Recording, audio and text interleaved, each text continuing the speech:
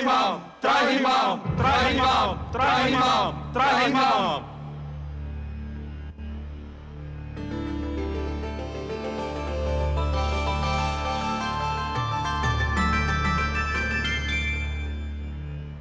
हे देवेश्वर, हम पराजित हुए। हमारी सेना के अगणित सेनानी वीर गति को प्राप्त हुए। हमारा सिर लज्जा से झुक गया। आपके अतिरिक्त और कोई नहीं जो हमारी रक्षा करे, हमारे दुख का निवारण करे। हे परमेश्वर, हमारी सहायता कीजिए। हे नारायण, दैत्य गुरु शुक्राचार्य ने भगवान शिव से संजीवनी मंत्र क्या प्राप्त किया? हमारे सिरों पर मृत्यु और पराजय का वज्र आ गिरा।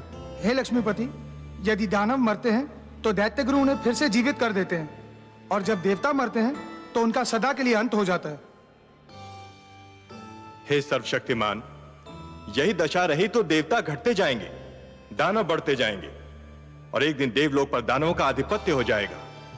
देव संस्कृति गिर जाएगी तो मानव संस्कृति भी गिर जाएगी। जब हम संजीवनी मंत्र से सुरक्षित नहीं तो मानव तो और भी दुर्बल है। हमें संजीवनी मंत्र से बचाइए प्रभु, हमारी सहायता कीजिए। संजीवनी मंत्र का केवल एक उत्तर है, अमृत। अमृत? अमृत? अमृत वो है जो पीने वाले को अमर बना देता है। मृत्यु उसे छू नहीं सकती। परंतु हे लक्ष्मी नारायण, अमृत हमें कहां मिलेगा, कैसे मिलेगा? देवेंद्र, अमृत आपको समुद्र से मिलेगा, सागर का मंथन करने से मिलेगा। अमृत? परंतु हे जगदीश्वर, हमें तो अमृत के विषय में कुछ भी ज्ञान नहीं। हे देवराज, जिस प्रकार दूध के भीतर माखन छिपा तो होता है, परंतु वो मिलता तभी है जब दूध को मथा जाता है, उसी प्रकार समुद्र के भीतर अनेक पदार्थ छिपे हैं, अनमोल रत्न छिपे हैं। उन्हें केवल मंथन के द्वारा ही निकाला जा सकता है। अमृत उनमें सबसे अनमोल है। सत्य तो यह है देवगण कि मंथन मथने और खंगालने की उस क्रिया का नाम है जिसके द्वारा स्वयं के भीतरी गुणों और अवगुणों की खोज की जाती है। मानव यह मंथन प्रतिदिन करता है। वो प्रतिदिन स्वयं को मथता है, खंगालता है और स्वयं के भीतरी गुणों और अवगुणों को बाहर निकालता है। आश्चर्य तो यह है कि वो मानव होकर भी इस क्रिया से परिचित है और आप देवता होकर भी इस क्रिया से अपरिचित हैं। पर हे लक्ष्मीपति, हम समुद्र का मंथन करेंगे कैसे? मंथन मथानी और डोरी की सहायता से किया जाता है। मैं आपके लिए मंदर पर्वत को मथानी बनाऊंगा और वासुकी नाग की डोरी दूंगा। परंतु एक तीसरी वस्तु की भी आवश्यकता होती है देवगण, जिसका प्रबंध आपको स्वयं करना होगा। और किस सामग्री की आवश्यकता होती है सर्वेश्वर? डोरी को खींचने और मथानी को डुलाने के लिए 2 दलों की आवश्यकता होगी देवेंद्र, जो डोरी को 2 छोरों से पकड़कर खींचेंगे। उनके बिना तो मंथन संभव ही नहीं है। बिल्कुल वैसे ही जैसे दूध मथने के लिए 2 हाथों की आवश्यकता होती है। तो हम देवता आधे एक छोर पकड़कर आधे दूसरा, यह कार्य तो सरलता पूर्वक कर सकते हैं। मंदर की मथानी को डुलाना है देवेंद्र, वासुकी नाग की डोरी को खींचना है। संजीवनी मंत्र के प्रभाव ने आपकी संख्या को घटा दिया है और आपकी घटी हुई छोटी सी संख्या इतना महान कार्य नहीं कर सकेगी। हे सर्वेश्वर, हम फिर दूसरा दल किसको बनाएं? दानवों को। दानवों को? हां, दानवों को। यदि दानव आपका साथ दें तो समुद्र मंथन संभव है, और समुद्र मंथन होगा तभी संजीवनी का उत्तर भी प्राप्त होगा। हे परमेश्वर, यह तो एक असंभव अभियान होगा। सर्वप्रथम तो दानव हमारी बात सुनेंगे ही नहीं, और यदि सुन भी ले तो मानेंगे नहीं। हे कृपा निधान, दानवों को तो अमृत की आवश्यकता भी नहीं, जिसके लिए वो हमसे सहयोग करें। उनके गुरु के पास तो संजीवनी मंत्र की शक्ति है, उन्हें तो यूं भी मृत्यु से मुक्ति मिल चुकी है। हे दीनदयाल, यदि दानव मान भी गए तो दैत्य गुरु शुक्राचार्य उन्हें कभी हमसे सहयोग की अनुमति नहीं देंगे। निस्संदेह नहीं देंगे, और यही तो आप सबके विवेक और बुद्धि की परीक्षा होगी देवगण। आपको दैत्य गुरु शुक्राचार्य को भी अपने तर्क से संतुष्ट करना होगा। पर हे देवेश्वर, उनके आगे हम क्या तर्क रखेंगे? देवेंद्र, आप दैत्य गुरु शुक्राचार्य को यह समझाएंगे कि संजीवनी मंत्र मृत्यु का मात्र क्षणिक उपचार है। संजीवनी जीवन की एक ऐसी कुंजी है जो खो भी सकती है, जो टूट भी सकती है, परंतु अमृत मृत्यु का स्थायी उपचार है। अमृत पान करने वाला मृत्यु पर सदा के लिए विजय प्राप्त कर लेता है।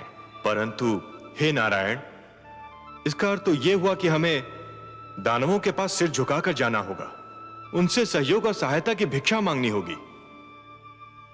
क्या यह समस्त देवलोक का अपमान नहीं होगा? क्या अपमान में अब भी कोई कमी रह गई है देवराज? शब्दों के जाल में मत उलझिए देवेंद्र, शब्दों के जाल में मत उलझिए। आंधी आए तो आंखें फाड़कर पथ पर आगे बढ़ते रहना कोई बुद्धिमत्ता नहीं है। ऐसे में बुद्धिमत्ता तो वो है कि नेत्र मूंद कर बैठा जाए और आंधी के निकल जाने की प्रतीक्षा की जाए। शस्त्रधारी शत्रु से निहत्थे लड़ना यह कोई वीरता नहीं है देवगण, यह तो आत्महत्या है। ऐसे में वीरता तो यह है कि शत्रु को शांत रखा जाए, यदि आवश्यकता पड़े तो उसकी प्रशंसा भी की जाए और उससे लड़ने के लिए शक्ति जुटाई जाए। शत्रु से सहयोग और सहायता लेना भी रणनीति का अंश है देवेंद्र। एक प्रश्न अभी रह गया सर्वेश्वर। वो भी पूछ लीजिए। यदि दानवों ने सहयोग देने के लिए यह मांग की कि अमृत उन्हें भी दिया जाए, तब क्या होगा? संजीवनी के साथ अमृत भी उन्हें मिल गया तो उनकी शक्ति दुगनी हो जाएगी। असंभव, असंभव देवेंद्र, असंभव।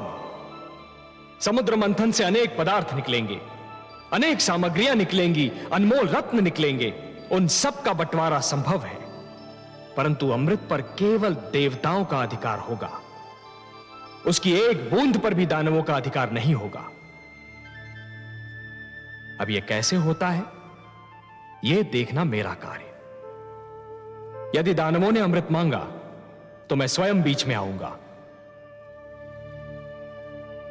हे त्रिलोकीनाथ, आप संकट नाशक हैं, तारनहार हैं, हमारे नायक हैं। आपने इस निराशा में आशा का दीप जला दिया। हमें अनुमति दीजिए जगदीश्वर। आपका और माता लक्ष्मी का आशीर्वाद हमारे साथ रहा तो हम अवश्य अपने अभियान में सफल होंगे।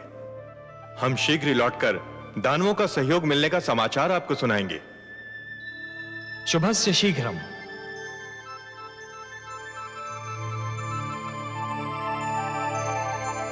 हे कमल नयन, आपने अभी कहा कि दानवों से सहयोग लिया जाए, किंतु उन्हें अमृत की एक बूंद भी न दी जाए। हाँ महादेवी, मैंने यही कहा। परंतु हे सर्वेश्वर, क्या ये छल नहीं कहलाएगा? कार्य की परिभाषा उसका उद्देश्य निर्धारित करता है महादेवी। यदि उद्देश्य उत्तम हो तो उसे छल का नाम नहीं दिया जाता, उसे नीति का नाम दिया जाता है। देवताओं को भी नीति से कार्य लेना होगा। छल तो गुरु शुक्राचार्य कर रहे हैं महादेवी। उन्होंने भगवान शिव से कहा कि संजीवनी मंत्र उन्हें मानव कल्याण के लिए चाहिए, पर क्या वो मानव कल्याण कर रहे हैं? वो तो संजीवनी मंत्र का उपयोग केवल दानव कल्याण के लिए कर रहे हैं, और यह छल है देवी, यही छल है। और इसके उत्तर में कोई भी कार्य, भले ही उस पर छल का संदेह ही क्यों न हो, उचित ही नहीं उत्तम भी है। आप तो उत्तरों के उत्तर हैं, तर्कों के तर्क हैं और उद्देश्यों के उद्देश्य हैं कमल नयन। आपकी हर बात में रहस्य होता है।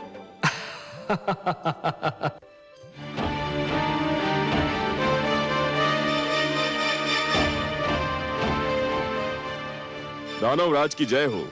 देवलोक से देवराज इंद्र अपने सहयोगी देवताओं के साथ पधारे हैं और दानवराज की सेवा में उपस्थित होने की अनुमति चाहते हैं। पराजय विजय से मिलने आई है महाराज, बधाई हो। सावधान कालकेतु, उनके आने में अवश्य ही कोई रहस्य है। देवराज और उनके साथी देवताओं को सम्मान सहित सभागार में लाया जाए। जो आज्ञा दानवराज।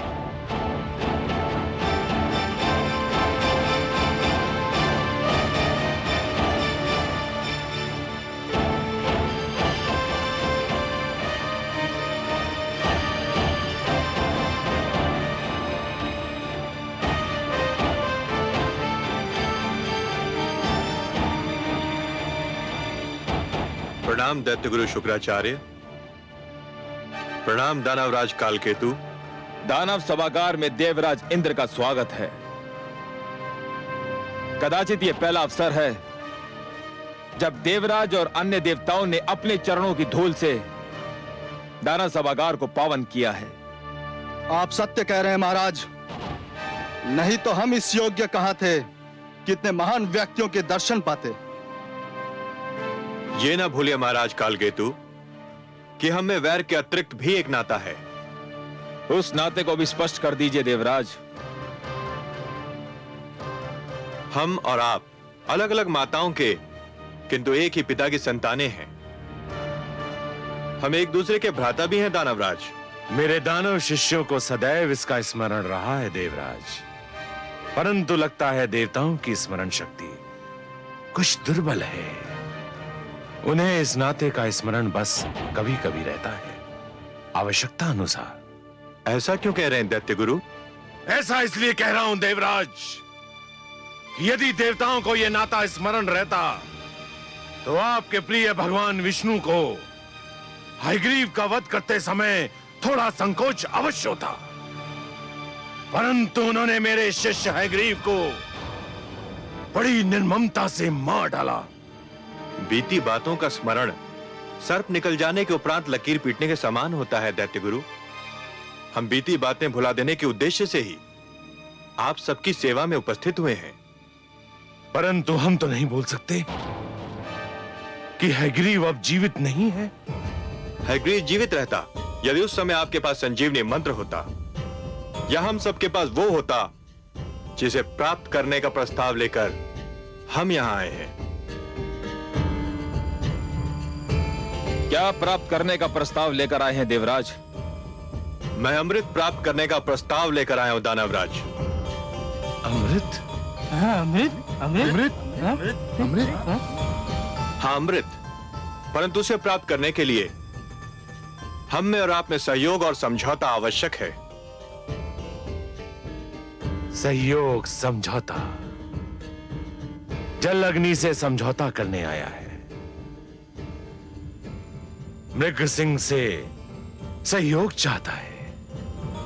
ये कैसी अनोखी बात कर रहे हैं आप देवराज इंद्र? और ये अमृत है किस वस्तु का नाम? अमृत वो अनमोल वस्तु है जिसे पीकर हम सब मृत्यु पर विजय पा सकते हैं। जिसको पीने वाला अमर हो जाता है, मृत्यु उसके निकट भी नहीं आ सकती। मृत्यु तो यूं भी मेरे शिष्यों के निकट नहीं आ सकती है देवराज।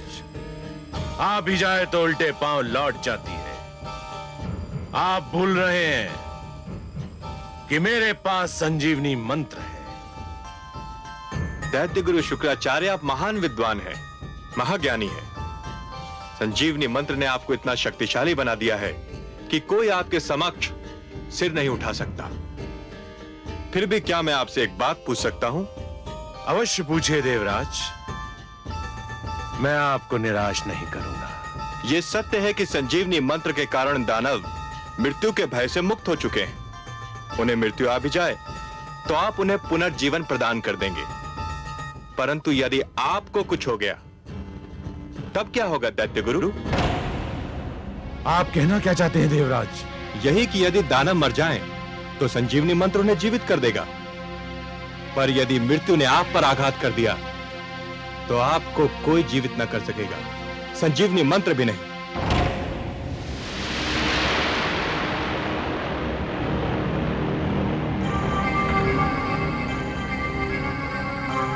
आपको तो भली भांति स्मरण होगा कि भगवान शिव ने क्या कहा था। कदाचित आप भूल गए हो तो मैं स्मरण करा दूं कि भगवान शिव ने कहा था कि यह संजीवनी मंत्र एक कल्प में एक ही बार केवल एक ही व्यक्ति को दिया जा सकता है।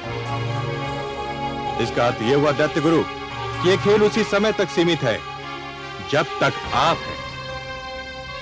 यदि आपको कुछ हो गया तो आप यह मंत्र किसी और को नहीं दे सकते कि आपकी मृत्यु की स्थिति में वो आपको पुनर्जीवित कर दे। और हे दानवराज, यदि दैत्य गुरु शुक्राचार्य नहीं रहे तो आप सबका क्या होगा? आप सब एक एक करके मृत्यु की गोद में समाते जाएंगे। केवल अमृत ही हम सबको मृत्यु से बचा लेगा।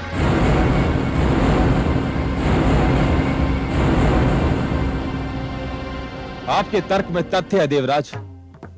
किंतु हमें अमृत कैसे प्राप्त होगा देवराज? मैं पूरी योजना लेकर उपस्थित हुआ हूं। अमृत समुद्र मंथन द्वारा प्राप्त होता है, पर समुद्र मंथन एक बहुत विशाल अभियान है। पूरे समुद्र को मथना कोई परिहास नहीं है, वो भी इस स्थिति में जब मंदर पर्वत जैसी मथानी होगी और वासुकी नाग की डोरी। ये तो वास्तव में बहुत कठिन और महान अभियान होगा। आप ठीक समझे दानवराज, ये कठिन और महान कार्य अकेले दम न हम कर सकते हैं और न आप। हम दोनों मिलकर ही इस विशाल अभियान को सफल बना सकते हैं। परंतु यह स्मरण रखिए कि अमृत की प्राप्ति है, वो बहुत आवश्यक है। मैं इस आवश्यकता के विषय में भी जानना चाहूंगा देवराज। अमृत हम सबको अमर कर देगा। जब आपको यह विश्वास होगा कि हम अमृत पान के उपरांत मर नहीं सकते, और हम भी यह जान लेंगे कि हमारे अस्त्र शस्त्र आपका कुछ नहीं बिगाड़ सकते, तो युद्ध निरर्थक होकर रह जाएगा। अमृत केवल मृत्यु का ही नहीं, युद्ध का भी अंत होगा। गुरुदेव, मेरे विचार में यह प्रस्ताव स्वागत योग्य है। इस प्रस्ताव की महानता को नकारा नहीं जा सकता गुरुदेव। हमें देवताओं की बात मान लेनी चाहिए, हमें देवताओं की बात मान लेनी चाहिए।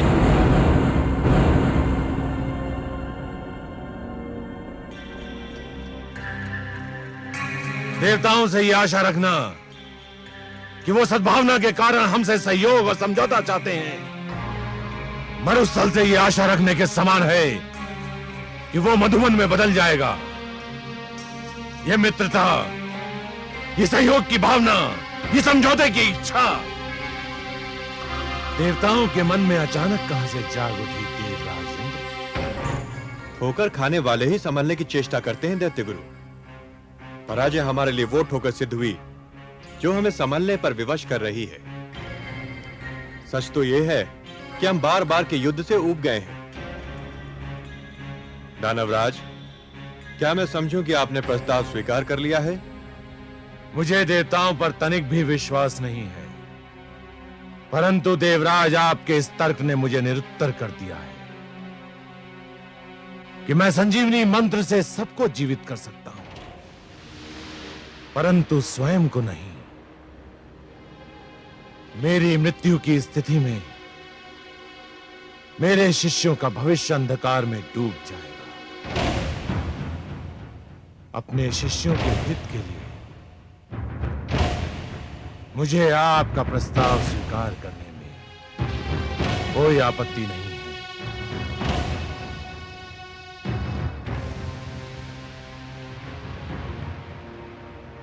हमें आपका प्रस्ताव स्वीकार है देवराज। हम आपको सहयोग देंगे। सागर